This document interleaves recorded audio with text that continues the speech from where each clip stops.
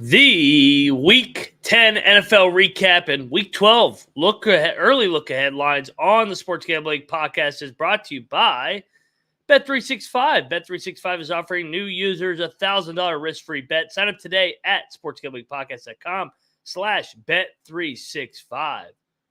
We're also brought to you by Hall of Fame Bets, a sports betting research platform for parlays, props, and game lines. Download the Hall of Fame Bets app or visit hofbets.com. Use that code SGPN to get 50% off your first month and start making smarter bets today. Also brought to you by Game Time. Game Time is last-minute tickets, lowest price, guaranteed. Use the promo code CFBX for $20 off your first purchase today.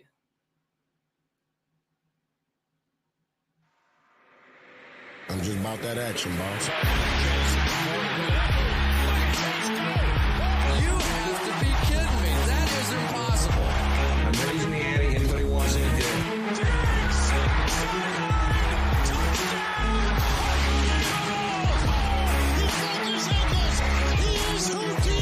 Jordan Davis, dog. Jalen Hurts, dog. AJ Brown, dog. How many of you want to eat a W tonight?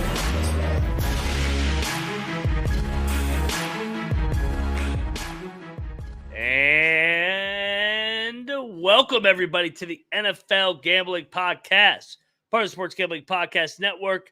Monday, November the 13th, which means we're here to recap another wild day in the National Football League. I think we had 5 or 6 walk-off field goals, and we'll go each and every game, talk about how we're viewing these teams going forward, especially from a gambling standpoint.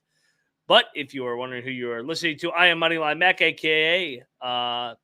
That's the other show. That's my other nickname. But joining me each and every week on the NFL Gambling Podcast, he's here every Monday with me. And every Wednesday, we get together and we preview the morning slate. He is JMark Football, a.k.a. Old Fashioned Football. JMark, how are you, my friend? Happy Monday. Happy Monday. You can use your other nicknames here too. It's all good. We're friends. Yeah. We can do it. I know. I started doing it. I go, wait, no, that's the intro of the other song or the other show. So sometimes when you do a bunch of shows, I mean, they blend together. It's just like comes second nature. But I knew one thing. JMark Football, a.k.a. Mr. Old Fashioned Football. That flows right off the tongue nicely. Easy to remember that one. So how was your weekend, man? It was good. We have beautiful weather for November in Iowa, so I cannot complain. Did a lot of work outside. So it's nice to sit behind a microphone on my ass and just chill for a little bit, you know? Indeed it is. And, you were happy and jolly because your team played on Thursday night and they got a win. So let's lead it off right there. Perfect transition.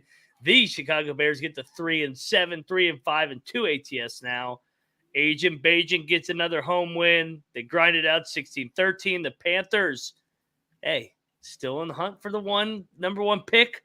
And somebody tell Colin Cowherd that it's the Bears pick because there was a trade last year involving DJ Moore, who's now a member of the Chicago Bears. So I don't know. What was your takeaway here in this early, not early, but midseason Thursday night grinded out game? Agent Bajan did the job, got you back 3-7. You're not dead yet. Yeah, I mean, it wasn't pretty, but got the job done. And you know how it goes. It's they ran the ball. We had an improving defense. We're getting back to Chicago Bears football. Shout out to RD in the chat. That is a good one. I do have a lot of fucking shows. Sometimes my fiance's like, another one? I said, yeah, baby. The people got to give the people what they need, baby. Between NFL, college football, college basketball. It's a great time of year. I don't know, JMark. So is Fields going to be back next week? Is that what you're hearing? Because you got the Lions on deck, right? Yep, that's what I'm hearing. He was close to playing from what I understand. 51% chance that he played, 51% chance that he didn't, according to Coach Flus, whatever the fuck that means. But it sounds like he is going to play, and I think they need him. They need that athleticism, though. I mean, shout out to Tyson Bagent. Now has more wins than Bryce Young. So, I mean, yeah, undrafted and Justin Fields. Yeah. Not total wins. Come on. Just this just season. talking about this year because Justin Fields only beat the Skins, of course. So yeah, man. I mean, that was you did what you had to do. You knew that wasn't going to be a blowout. I mean, this type of year, you just want to get a win and move on. The wild card, I mean, the Vikings all of a sudden won't fucking lose. So you're 3 back of the wild card with 1 remaining game against the Vikings, 2 out of the next 3 against the Detroit Lions. I don't know. You think you could knock off the Lions one of these games? I feel like the Lions are due for a loss. Yeah, and I hope we're the ones that give it to them. I'll take 2, actually. Let's get 2 wins against the Lions and claw our way back. There you go. Oh, man. Then you got the Browns after that. So, Panthers, bad team. There's no other way. I mean, that team's a joke. I actually thought Bryce Young actually played all right on Thursday night. Their offensive line's just so bad, too. He's got no time back there at all. So, Bryce Young, it looks like they might be picking first for the Bears, or the Bears will be picking first because of the Panthers. So a win and a win if you had the Panthers like myself, plus 3.5. So yeah, good, well done for the Chicago Bears. Let's go over to the next game. And we just gave out an under in that game. And let's go to this game that was definitely an under. Never in doubt. I got a bone to pick with the Patriots. I mean, I don't know how the hell they did not win this game. That was a joke. Mac Jones, are you fucking kidding me with that freaking pansy ass throw? I mean, he threw that with his skirt. I mean, what was that? He's wide open in the end zone, and the kicker misses it. The possession before, I don't know how they lost the game. I thought they should have won the game. I mean, you look at the box score. They outgained him in yardage, had more first downs. They ran the ball effectively whenever they actually ran the ball. Finally, they ran the ball for 4.5 yards to carry. I thought they should have ran the ball every play, especially with the way Mac's been throwing the ball. What was your takeaway? I know you messaged me right after. You're like, these fucking Patriots. And I think that was the perfect way to sum it up, man. Like, they're total. Cooked is a nice way of putting it. I don't know what to describe them, man. Yeah, it's really interesting because nobody's going to argue that Bill Belichick is they're all going to say he's a great coach. Nobody's going to say he's a bad coach, but this team is playing like a bad coach team. Yeah. And I don't think he's past his prime or is in too much of a I don't give a fuck attitude, but at the same time, this team looks terrible. They're undisciplined. They make too many mistakes. The quarterback can't do anything right. I just don't understand it. I mean, this is supposed to be one of the greatest coaches of the past decade or so. And they, put up 6 points against a Colts defense that, it's decent, but it's not that decent. I don't get it. You can make an argument the Colts defense kind of sucks, actually. I mean, right? I mean, the Colts had scored 20 plus points in every single game this year. They were the only team. And for the Patriots to hold them to actually 10 points and basically 200 yards of offense, how the hell do you not win this game? I mean, it's almost like, man, you mentioned with Belichick, like to go from being the outsmarting everybody, out disciplining everyone. And I know everybody will say it was all Brady. It wasn't all Brady. Like they carried Brady the first 3 championships. Brady was still a mediocre guy until he got Randy Moss. And then he really got going in his career and became a dominant, the best quarterback of all time. But those first 7-8 years, Brady was a part of the system. You almost wonder if Belichick's like trying to lose, like they're openly trying to tank so that they can get the first pick because they make boneheaded decisions, boneheaded mistakes. The game could be passing them by, but that doesn't mean you can't still be able to coach special teams. They make special teams errors now, which they never did for years and years. So I don't know. I know I feel like I take them every game because the value is there, but they just keep fucking us. Like that was ridiculous. That honestly, I didn't have a very good day at all betting these games. I think I went like 1 for whatever. This one, I'm just like, I don't know how I lost this one. Is Kirk Cousins the next quarterback for the Patriots? That's a good fit, actually. Good little think system, process-oriented. Yep. Make one run with it. I kind of like it. I did read. I know a lot of people are saying he's going to get fired on the bye. They're not firing Bill Belichick middle of the year. Like he's won 6 Super Bowls. You're not going to fire a guy middle of the year like he's freaking Lane Kiffin or Jimbo Fisher over at Texas A&M right now, or McDaniels with the Raiders. Like, you've put enough equity in the process where he's at least earned the right to say, "Hey, I think we're going to go in a different direction in the offseason." Say that you say that you're retiring. So I don't know. Yeah. I kind of like Kirk Cousins though in New England, and then they pay the shit out of their defense. I'll tell you what, they could have Kirk Cousins. Those wide receivers suck too. Like that roster sucks. I don't know. Bill's got to give up GM duties. Do you agree with that? Yeah, 100%. Yeah. Gardner Minshew and the Colts are somehow 5-5. I don't know how they're 5-5, but they've won 2 in a row. They've won 3 out of their last 4. Sorry, they won just 2 in a row. I forgot they lost to the Browns in that heartbreaking. But hey, give them credit. They beat the Panthers, beat the Patriots, heading to their bye week, coming down the stretch. And who knows in the AFC South? We'll get into another one on the other side. But we got to talk about Vets merch because Veterans Day was here. In honor of Veterans Day, we're giving away a merch store 10% off with the promo code VETS. All proceeds with the sale get donated to the Mission 22, a nonprofit serving those who have served. So support a great cause and score some sweet gear. sportsgamblingpodcast.com/promo code VETS. We're also brought to you by Bet365. Bet365 is the world's favorite sportsbook, trusted by over 88 million players worldwide. Prop, sides, totals, live betting. Bet365 has you covered, and if you like boosts, you're going to love Bet365. Like a 30% profit boost on your NFL same-game parlay. Plus, they have even an early payout if your team goes up 17 points. Sign up today and use that code SGPN for a $1,000 first bet safety net, or get 150 in bonuses bets. Just head over to sportsgamblingpodcast.com/bet365. sportsgamblingpodcast.com/bet365. And if you got a problem, call 1-800-GAMBLER. Also brought to you by Prize Picks. And you guys know all about Prize Picks. Only place where you can parlay multiple parlays in different sports. So you can go basketball and football, or if you just want to do football both, you can do it. JMark, you got any action leading into this Monday night football? I gotta think that the Bills are going to get going again offensively. Josh Allen, they're 5-4. They kind of got to kick their ass, right?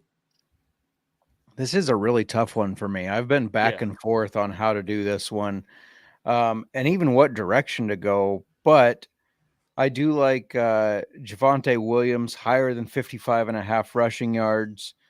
Looking at the receivers, Stephon Diggs, 87.5 receiving yards. That seems like a lot. So I'm going to go less on that one. And Dalton Kincaid, I love what he's been able to do for the Bills, but I'm also going to do less than him. It's at 55.5. That just feels a touch high. This is going to be a grinded out, run heavy game, I feel like.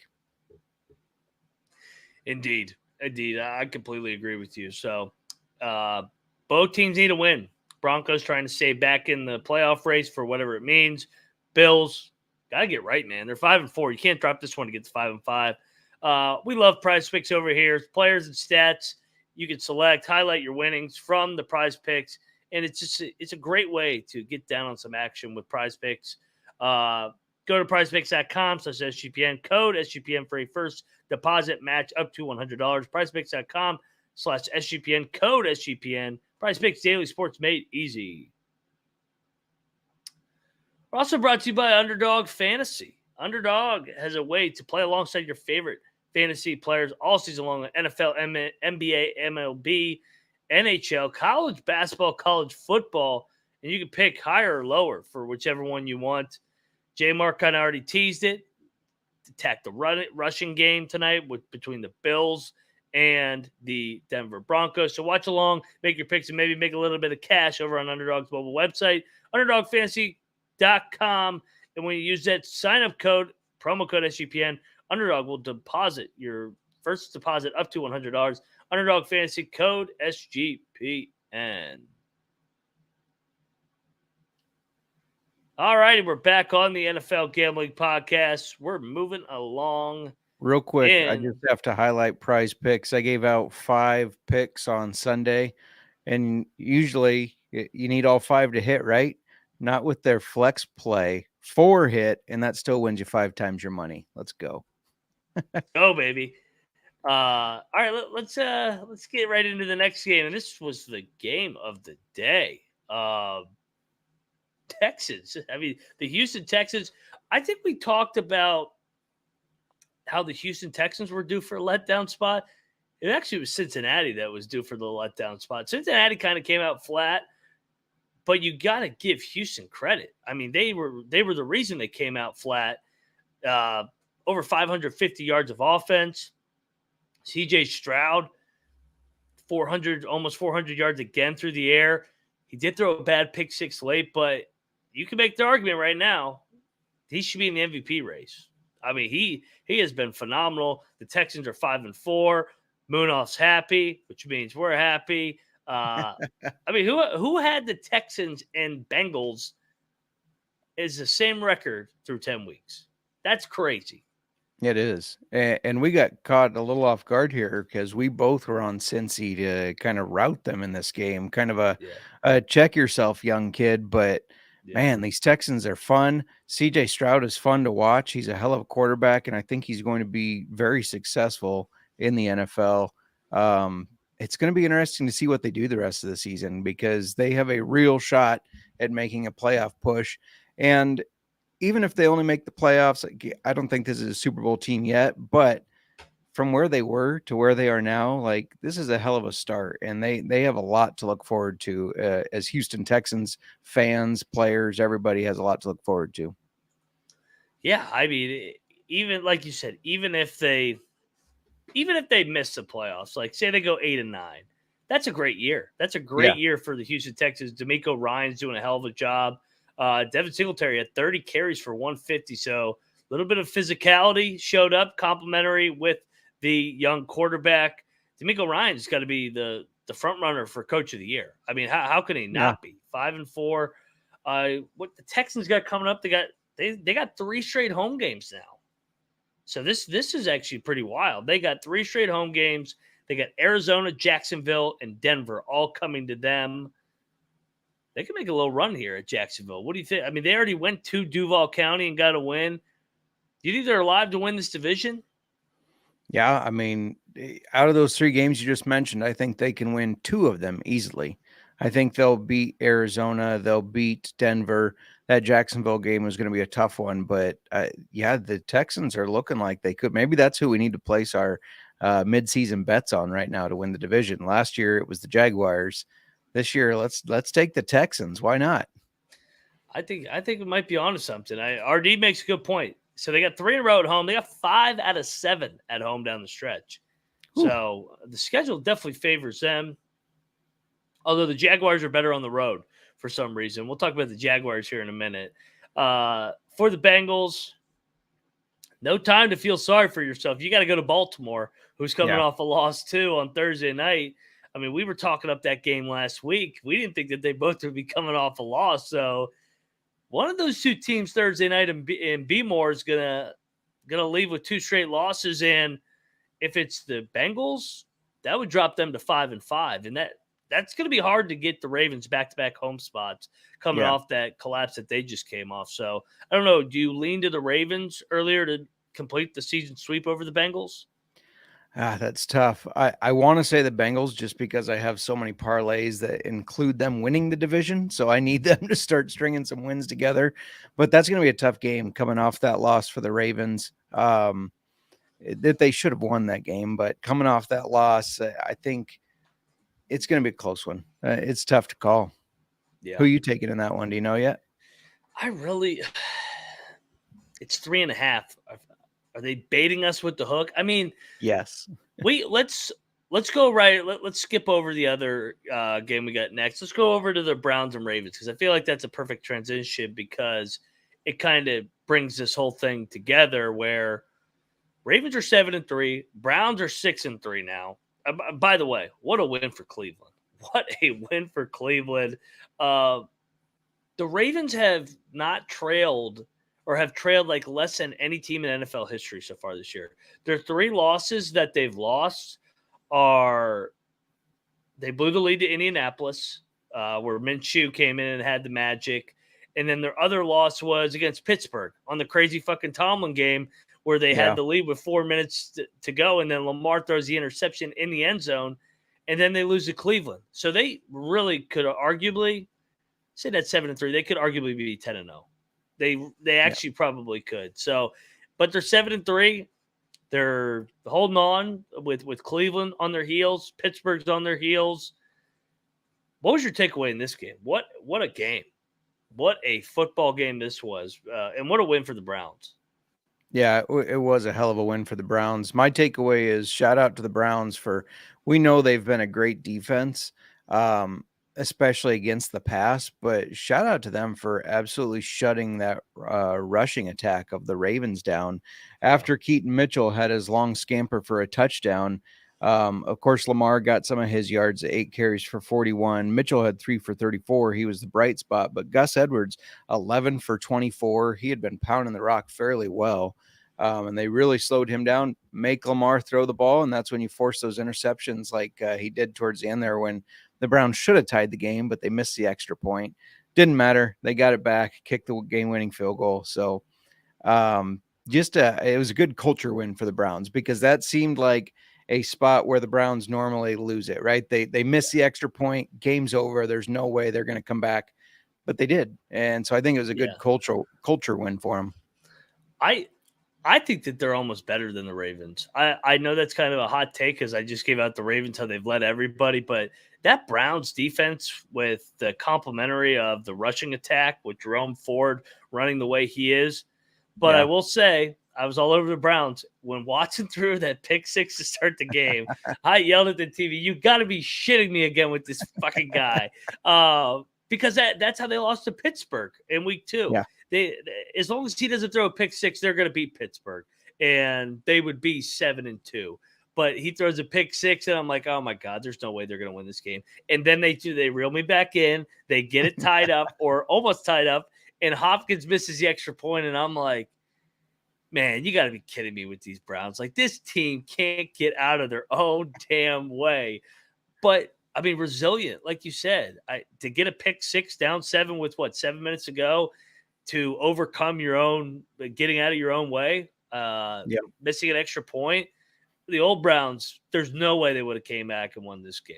There's no way. And this is one of my prouder preseason calls because I like this roster, man. And if Deshaun Watson can just be capable, they're a playoff team. And I think they're a playoff team that can win some games. But there still is Deshaun Watson looming where he turns back into this guy that will just – he'll make a decision. You're like, what are you doing? And you almost wonder if he's point shaving. So, look at this division right now. Baltimore 7-3, Cleveland 6-3, Pittsburgh somehow 6-3, and Cincinnati 5-4. Do you lean to the Ravens still to win the division? No, I know you love the Bengals. Steelers are going to take this. Oh God, I'm going to talk about the Steelers because I'm going to bet about that goddamn game. That game pissed me off with the Packers. Let's go get good tease right there. So great win, Browns. Browns from here, got Pittsburgh next week. So that transitions us into Pittsburgh. The luckiest team in the history of the National Football League, the Pittsburgh Steelers, win again, 23-19. Not only win and cover. Win and cover. And how did they cover? Because the kicker misses an extra point, and I'm like, you've got to be shitting me with this Steeler bullshit. But man, they've been the luckiest team for about 4 or 5 years. At some point, it's just not luck, I guess. I guess it's just the Tomlin magic. Jordan Love throws a ball in the end zone late, somehow gets deflected, and somehow the DB's randomly right there, and it doesn't go out of bounds somehow. It's like they are going to get every single little bounce. I've never seen anything like it. I used to think the Patriots were really lucky. The Steelers might be overtaking them. Only team in NFL history that has gotten outgained in all 9 games so far. And they're 6-3. They're not 2-7. They're 6-3. what do you think of these Steelers? And I know you were happy the Packers lost. Of course, I'm happy the Packers lost. These Steelers, it's just so hard to fade them, especially at home with not only the defense they have, but the coach they have. Mike Tomlin just showing that he's a hell of a coach, and maybe it is luck. But what's the old saying? I'd rather be lucky than good. I mean, he's getting it done as he has every year. Obviously, he has his historic streak of over 500. I don't think either one of us thought that they would be 6-3 right now. No. And it's just crazy. It's especially crazy. I was high on these Steelers because I thought the offense was going to take a step forward. That offense looks like it's taken a step backward, and they're still 6-3. I don't understand, but credit to them for getting the job done, playing all 4 quarters and winning games. RD makes a good point. Like, how the hell did they not say that was a lot? That was so backwards. I don't know. Steelers fans like, no, they got. These fucking Steeler fans are so delusional. That was a lateral, and it should have been Green Bay's ball at the 3. Well, actually, Green Bay recovered it and scored. Green Bay should have won the game. But no, I'm not bitter. I disagree. I wonder why you disagree. So Packers 3-6. I know you're loving every second of them being in the basement with you. From here, when did the Packers and Bears play? Last week? Oh, wow. Yep. We still have a while. Packers play the Chargers at Lambeau next week. Oh, we got to take the Packers. The fucking Chargers can't play in the cold. True. I will say, Justin Herbert looked good. We'll talk about him in a minute. Steelers go – all right, so the Steelers got back-to-back at the Ohio swing trip here. They got to go to Cleveland and Cincinnati. I kind of think they're going to get drilled in both. I feel like they're due for – like, when they're going to lose, I don't think they're going to lose a close one. If it's close, they're going to find a way to win. But I think they might just get drilled in both these games. That would feel like it would balance the scales to where they should be, right? Well, I mean, so we say with Tomlin, he always finds a way to get to 9 wins. They're already at 6. They're always 9-8. So I feel like we got to fade the shit out of them down the stretch, just like we backed them last year. It's going to even out. So So sorry, Steeler fans. I'm a hater, I guess, but I'm tired of this luck that you guys have. Share some with the rest of us. We're brought to you by Game Time, because if you want to get over to Heinz Field and go to a Steelers game, get over to Game Time, because buying tickets should not be stressful. That's the last thing you need to worry about when you want to get down on a couple games. You want to go drink beer at the stadium, eat some hot dogs, have a good time. Get exclusive flash deals on tickets, football, basketball, and everything. Game Time guarantee means you will have the best price, and they'll give you the seats. No obstructive view. That's great. You don't want to be stuck behind a pole, getting ripped off left and right, like under Dan Snyder. Snag the tickets, download the Game Time app, create a code, CFBX, $20 off your first purchase. Terms apply again, create an account, redeem code CFBX for $20 off. Download the Game Time app. Last-minute tickets, lowest price, guaranteed. We're also brought to you by Hall of Fame Bets. Win bigger by betting smarter this NFL season with Hall of Fame Bets, the sports betting analytics platform for parlays, props, game lines. Research all games with NFL, NBA, and every other sport. Enter any parlay so that you know which leg is the best one, broken down by percentages. Stop betting in the dark and join over 30,000 users researching with Hall of Fame Bets to craft a more intelligent, data-driven parlay. Download the Hall of Fame Bets app and visit hofbets.com. Code SGPN to get 50% off your first month today. Start researching, start winning with Hall of Fame Bets. All righty, we are back on the NFL Gambling Podcast, and we are going to move along in this slate. Next up, we got, this is a bad pick by us, the Saints go to Minnesota, and Josh Dobbs is the greatest quarterback of all time. I mean, I do not. So yesterday was a day of nothing made goddamn sense in the NFL. We wanted to fade Dobbs off the miracle win, but honestly, he played better than he did. It was like an encore. He played out of his mind. 23 of 34 for 270. Derek Carr was dog shit. Saints were not ready to play. The only thing that saved him a little bit was Jameis Winston, almost bringing him all the way back, down 27-3. Saints suck, man. They're probably gonna win the division, but they suck. I mean, whoever's the 5 seed in the NFC is gonna drill the Saints. Yeah, I agree. Was it just me, or did it look like for a second there Winston could move this ball better than Carr? Yes, 100%. I don't get the love with Derek Carr. I'm not a big believer in him, man. I thought he was going to be good coming over the Saints, but he's not been able to stretch the field like I expected. I don't know if it's just the lack of mobility or what, but man, I thought Jameis made some good throws. He made some Jameis throws too, his normal like what are you doing? But I thought he Over did all that right. touchdown throw. Right? Yeah. Where he throws it literally across the whole field and somehow like it gets John. I go, what does he do? Oh my god! Yeah, sorry. Carry on. I just had to throw that Jameis in there. I was like, it's Jameis being classic. Jameis. Yeah, it's classic Jameis. I don't know. I think the Saints really got to look at this, and maybe it was just the momentum of the game and everything. Jameis coming in, we've seen that backup quarterbacks come in; they seem to do better. But they might want to really look at that because it looked like he was stretching the field more. And when you have guys like Chris Olave, Rashid Shaheed, Alvin Kamara, you got to stretch the field. You can't be doing these dink and dunk passes. You have to stretch that field with those guys. And it looked like Winston was maybe going to be able to do that better for them. On the other side of the ball, it's so hard to root against Josh Dobbs at this point. I mean, just the changes he went through, that seemed like the only guy that was playing his ass off for Arizona, the only one that didn't get the memo of, hey, we're supposed to lose, gets shifted to the Vikings, comes in after being there 5 days, wins a game.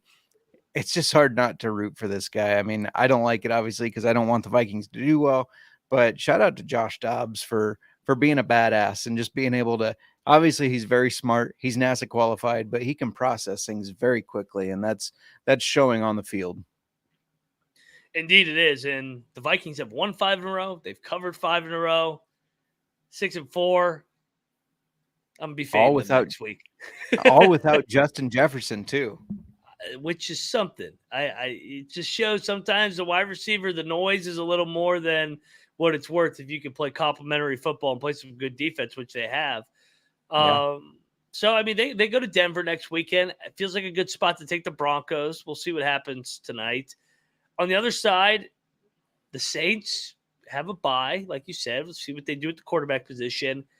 They're going to play the Falcons off the bye, and that's another team that is a mystery, puzzle, whatever you want to call it. But, hey, the Saints are going to go into the bye week 5-5 and leading their division and probably going to host a playoff game. But they're not doing anything. 2-1 ATS. Dennis Allen continues to be the worst coach in NFL history against the spread, I think. They look poorly coached, man. I think that's the best way to summarize the Saints. Yeah, for sure. Especially with all those talent. I mean, they got talent left and right. People are crushed Staley over at the Chargers. They need to crush Dennis Allen a little bit more with the Saints. So, yep, agreed. Anyway, let's go over to the next game. And all of a sudden, the Tampa Bay Buccaneers are back in the division race. Shame on us, man. We had no reason to take the Titans other than Vrabel over Todd Bowles. That was the only reason, because we were like, the Bucs kind of have the better team. Rookie quarterback. He looked like a rookie quarterback yesterday. He was god awful. They schemed him up, got some more film on him, and kind of like what's gone on with Agent Bajet, Will Levis hit a little bit of a wall there. 19-39, had an interception. He probably could have had about 4 or 5. He was god awful in this game. Baker Baker grinded it out. He was solid. The Bucs looked good the week before that too. So don't look now, but the Bucs are 4-5, and they're actually 6-3 against the spread. Tampa Bay from here is going to go to San Francisco and Indianapolis. So interesting road trip coming up for them. I don't know. Are you buying the Bucs as a contender in the NFC South? If Baker keeps throwing it to Mike Evans, over half his yards that he threw for went to Mike Evans, 143 yards on the day. That guy he's unstoppable. You can't cover him. So if Baker can keep feeding him, the offense can keep running a balance. Rashad White, he ran a lot. He didn't run for a lot of yards, but he ran for a lot of carries. I think that was just part of the game script once they got ahead. And the defense has done all right too. I think part of that was Will Levis. He came back down to planet Earth, right? I mean, he looked really good in his first game, throwing 4 touchdowns. The second one, we said, hey, they lost, but he held up against that pressure to the Steelers really well. It was his down to earth, back to earth moment. So going to be interesting to see what they do going forward, if he can pick it back up or if those 2 first games are a little fluky because of the lack of tape there. But I don't know, these Bucks, they're a hard team to read, because one week they play and it's like, this team fucking sucks. The next week it's like, they got a chance. So I don't know. They have a good chance of becoming a wild card team either way. The one thing I will say about the Bucks is, from a schedule standpoint, they already went to New Orleans and won.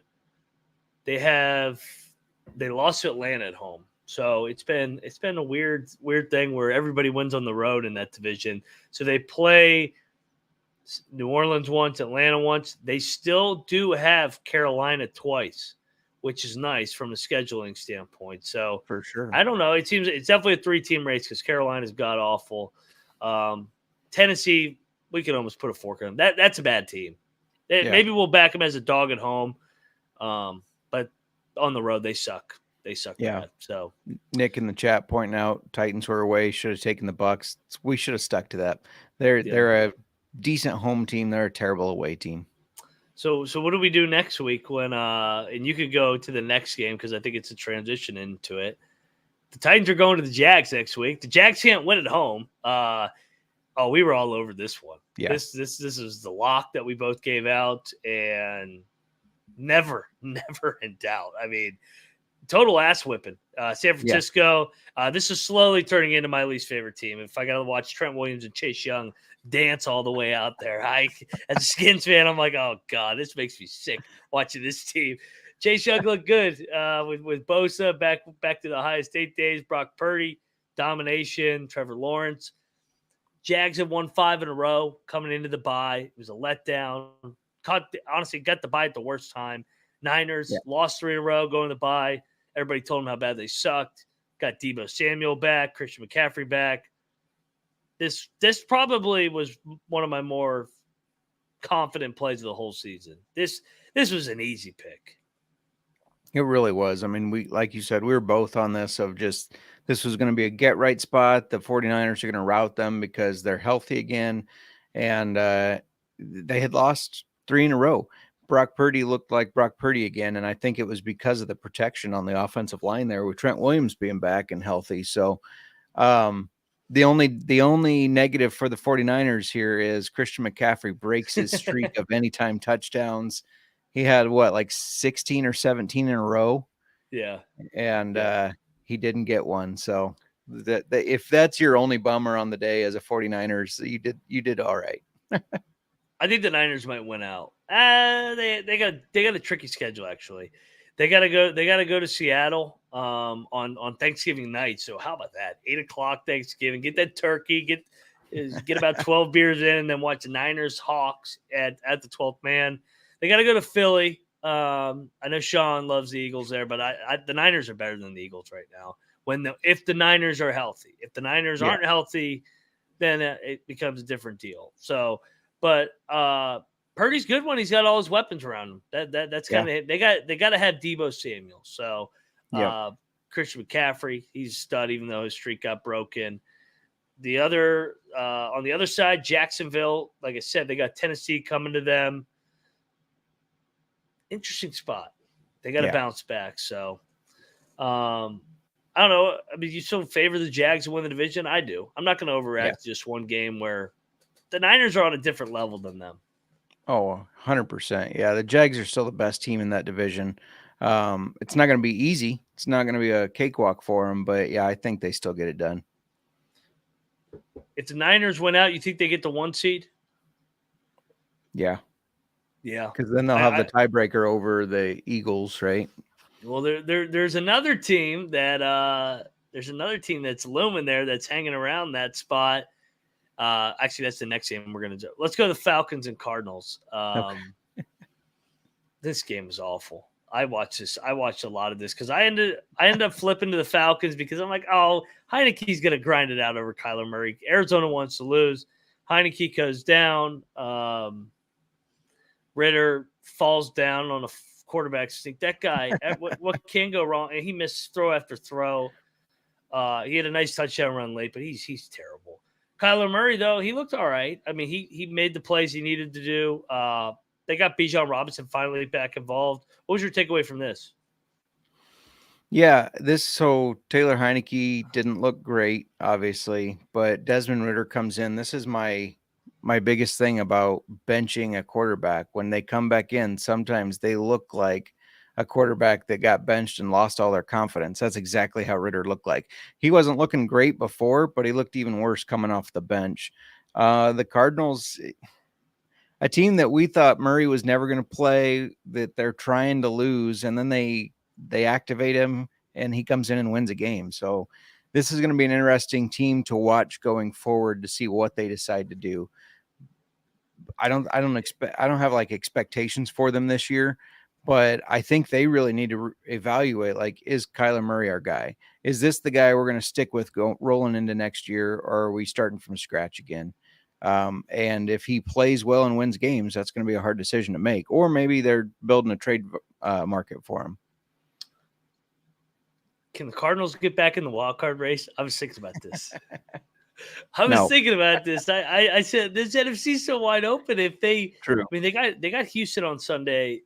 That's going to be an interesting game with how streaky Houston is right now. But you get the Rams after that. You got the Steelers. I mean, they got a couple games that I think they could actually get.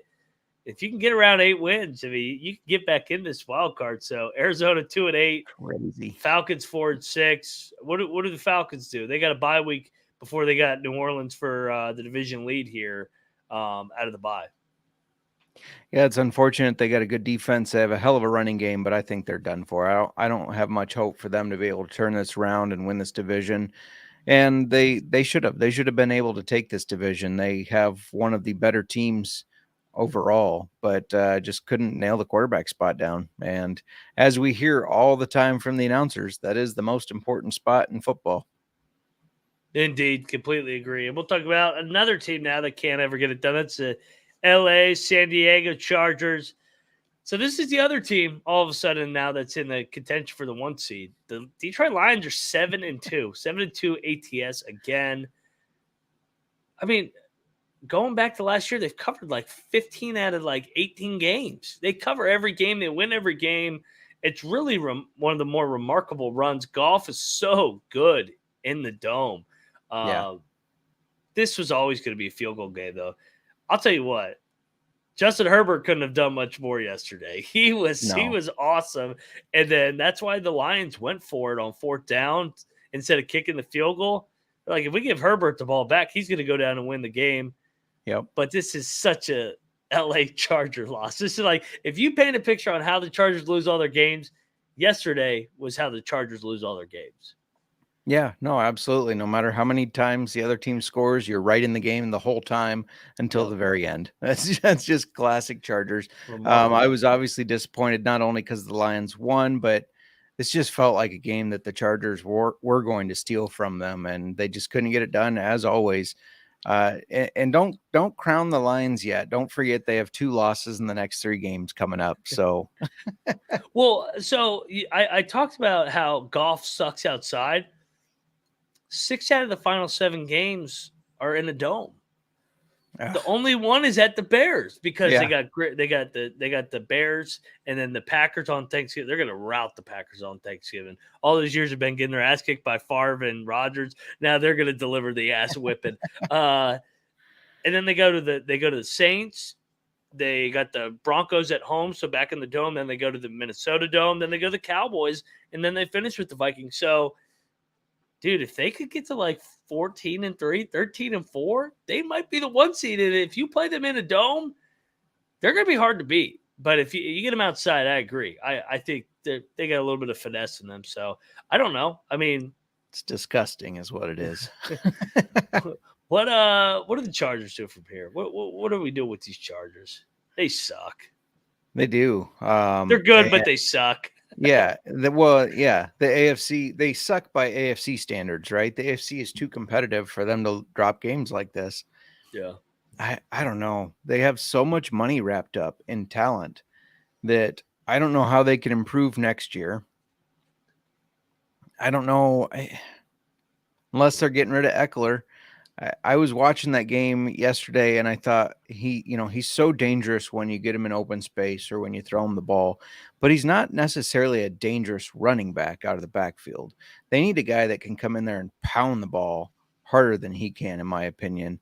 Maybe that could give them a better edge where a guy that just can grind it out and wear that defense down. Because I don't think Eckler's that guy. He's that flashy guy, get him the ball in space, do the little dink and dunk passes to him. But maybe if they can add somebody that can really grind it out, that could help them. But I don't know where this team goes in general with all the money they have wrapped up in Herbert on the defense, the wide receivers, everything. I agree. Yeah, they're gonna miss the playoffs. I think they're gonna go 8-9, 8-9, and then Staley will be out, and they'll finally move on. They got the Packers on the road. I mean, we'll see what happens. They should rout the Packers, but I mean, you never could trust them. All right, let's move along. Next up, we got the Giants are by far the worst team in the league. That team is awful with DeVito. I mean, shame on me for taking the Giants. I thought maybe they could get a little bit of magic here and keep it within 10. Never in doubt. I mean, what the Cowboys? The Cowboys almost had 700 yards of offense. Yeah. 8.5 yards of play. I mean, that was awful.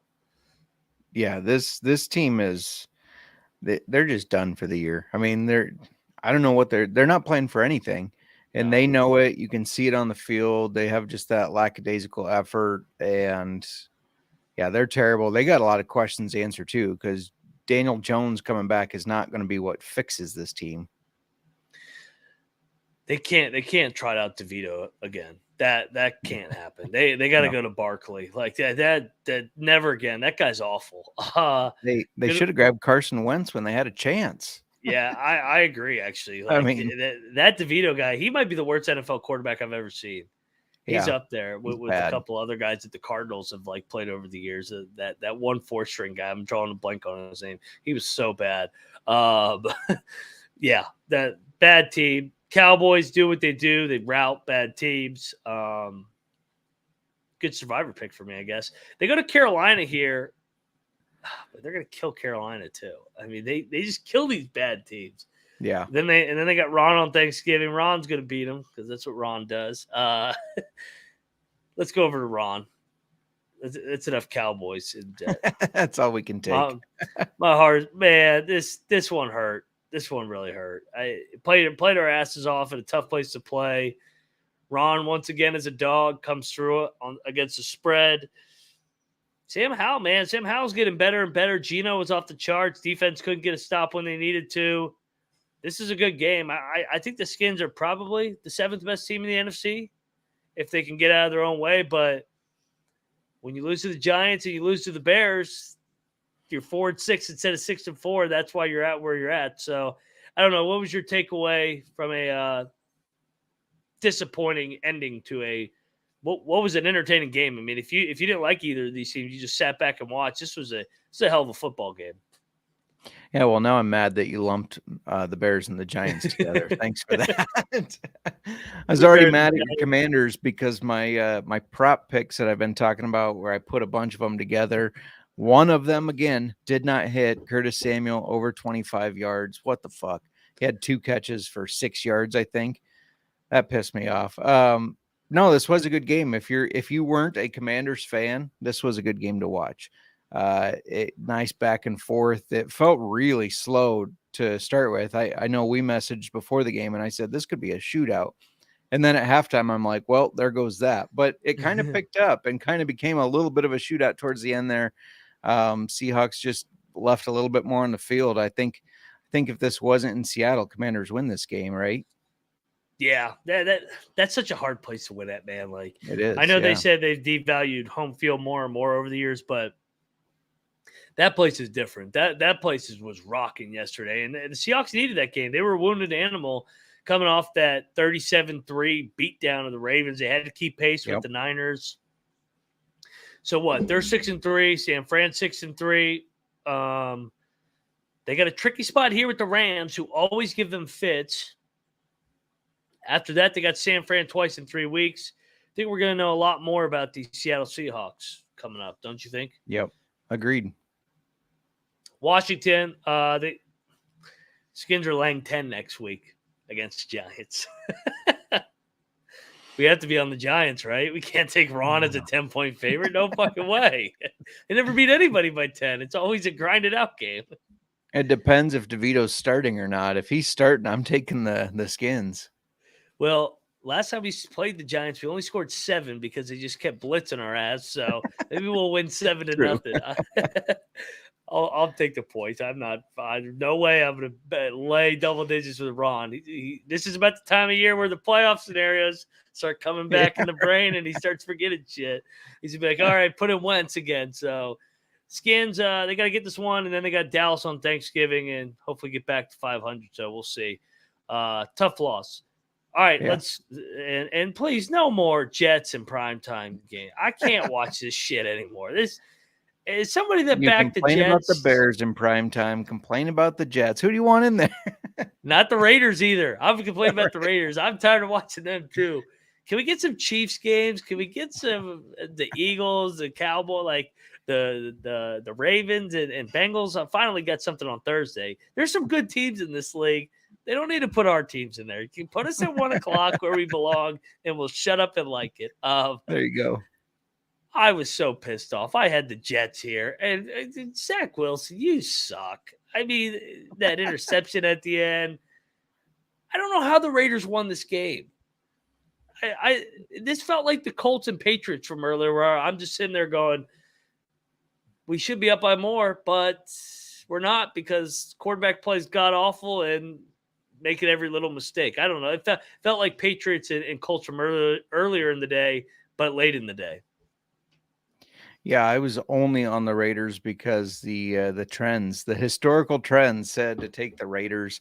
Sometimes those work out, sometimes they don't. There was nothing on paper as far as these teams looking at them that said to take either of them really, except that the Jets have a phenomenal defense. Yeah. Just couldn't get it done though. This game was very surprising. Zach Wilson sucks. You know, we heard 4 or 5 times about Rodgers and how he's trying to coach but not overcoach Zach Wilson, and how he's trying to eye his return in mid-December. And God, there were more Aaron Rodgers references than T Swift references. What the fuck? At least he has something to do with football, I guess. But I knew you were gonna get a kick out of Rodgers. He's coming back. I'm telling you, he never tore that Achilles. He's coming back. It's gonna be a great comeback story. It's gonna lead him to the playoffs. They're gonna pull an upset win, and it's gonna be all about Aaron Rodgers all offseason long. I mean, the Jets. You got to be kicking yourself, man.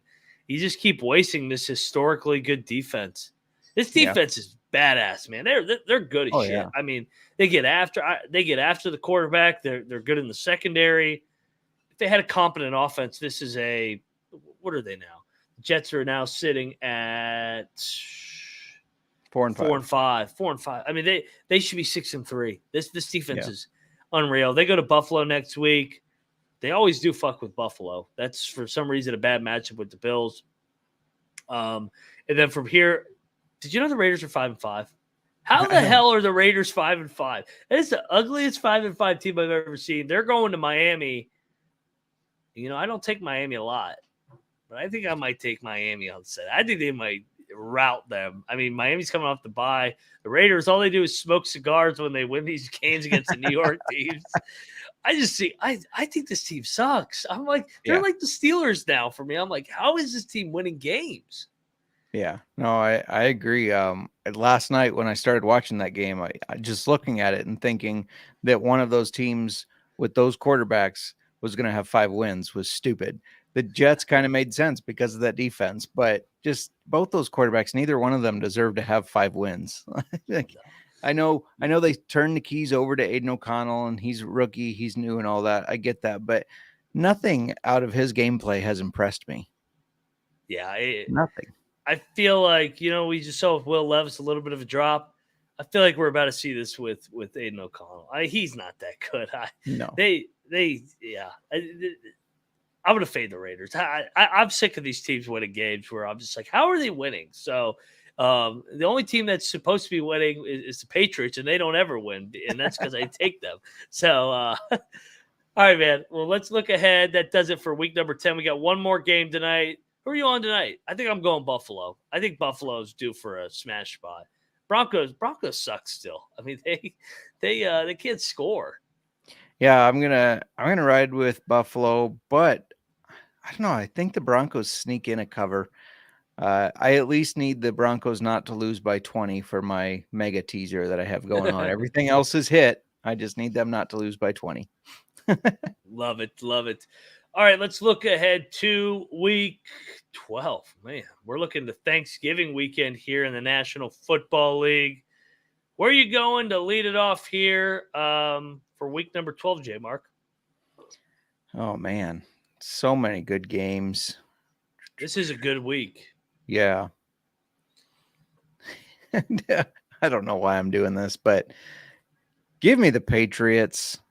I'm seeing them at +1.5 against the Giants. They got to be able to beat the Giants, right? Yes. They have to.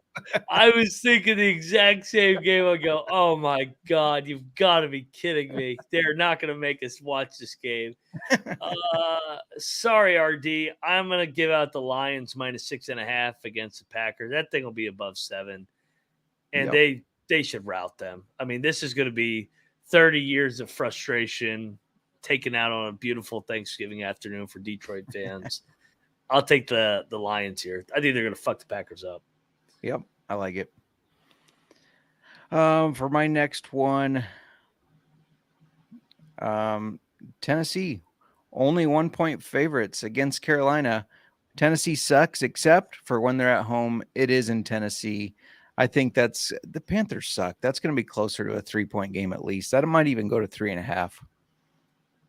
I like it. I'll give out a gross one. Give me the Falcons at home against the Saints +1. I think they'll flip. I think they'll be favored by 1 by the time we get to kickoff. Yep, I think so too. I like that. You got to take the home team in that shit ass game. Yeah. Oh, I'm gonna do it.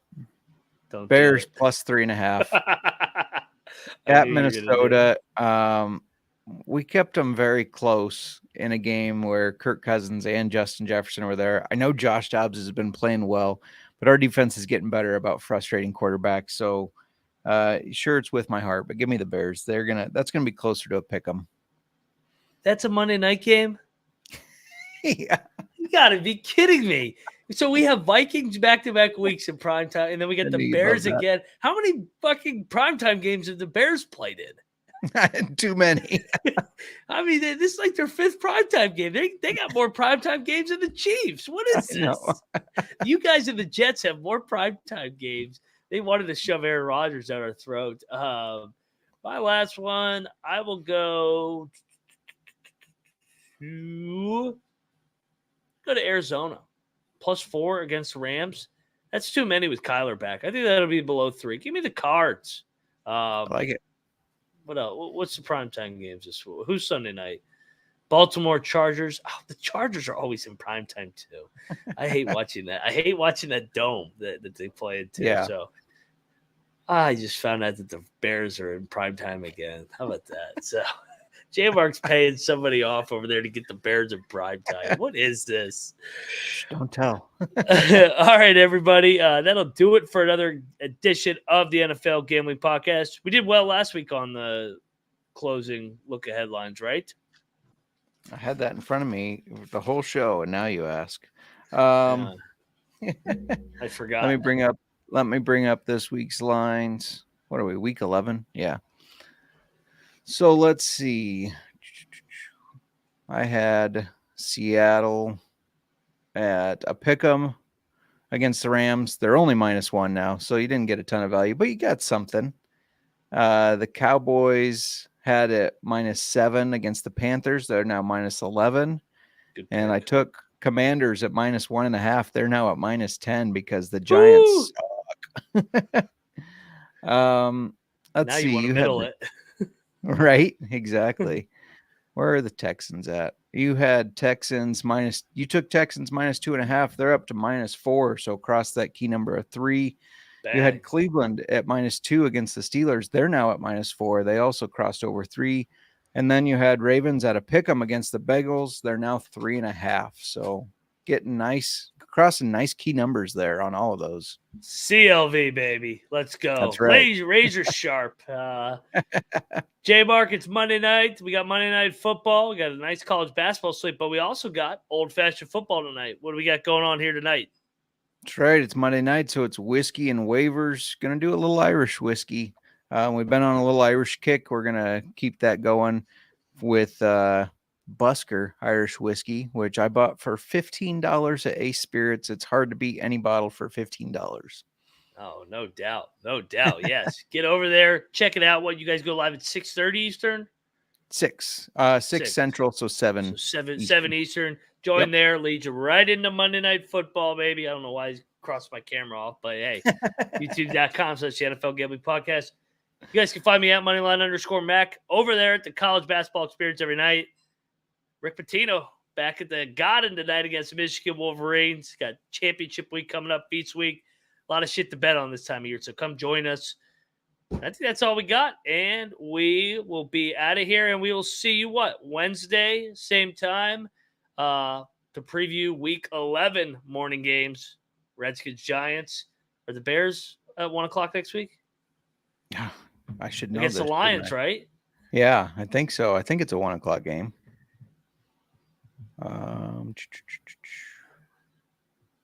Yeah. Oh yeah. See, now the picks are gonna be fire because we can pick against our teams again. So we'll We're see you guys. Dogs. We're 10-point favorites. What the fuck is going on? All right, guys. We'll see you guys Wednesday. Good luck with your bets. Don't forget to let it ride.